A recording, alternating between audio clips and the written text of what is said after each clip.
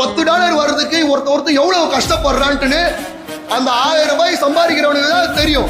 Swiggy ஓட்டணும், ஜொமேட்டோ ஓட்டணும், அடுப்புல நின்று வேலை செய்யணும், தோசை கல்ல தோசை மாஸ்டர் போடணும், வயிறுல எரியும்.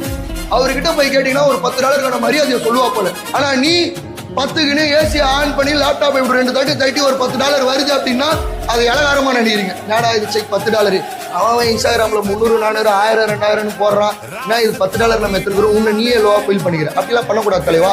உன் குடும்பம் வேற, அவங்க குடும்பம் வேற. அவன் கேபிட்டல் எவ்வளவு வேணாலும் வச்சு பண்ணுவோம். நீ உன் பண்ற கேபிட்டலுக்கு உனக்கு எவ்வளவு வருதோ அதை வச்சு சந்தோஷமா இருக்கணும். ட்ரேட் பண்றதுனா ஃபர்ஸ்ட் என்னன்னு புரிஞ்சுக்கோங்க. $10 இருந்தாலே உன் குடும்பத்தை நீ சந்தோஷமா வச்சுக்கலாம். ட்ரேட் பண்றதுனா என்ன?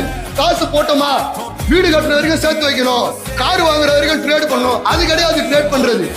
போட்ட காசுல வாரமான ஒரு $10 எடுத்தா கூட, இப்ப நம்ம வீட்டுல அப்பா இருக்கிறப்போனா ஒரு வாட்ச் வாங்கி கொடுத்தனா, ஒரு ஃபாஸ்டாக்ல 750 ஒரு வாட்ச் வாங்கி கொடுத்தேன்னு வச்சுங்களேன், அந்த ஆள் அதை கட்டின்னு போகும்போதுலாம் நம்ம ட்ரேட் பண்ணி வாங்கி கொடுத்தா மனுஷன் போட்டுக்கிறா போல. அதுதான் உங்களுக்கு ட்ரேட் பண்ற ஃபீலு.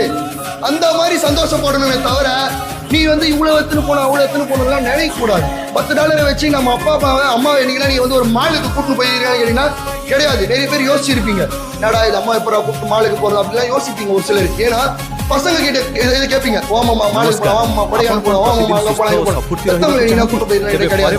வெறும் $10 சம்பாதிச்சா கூட ஒரு தேட்டர்ல ஒரு படத்தை புக் பண்ணிட்டு 150 ரூபா 150 ரூபா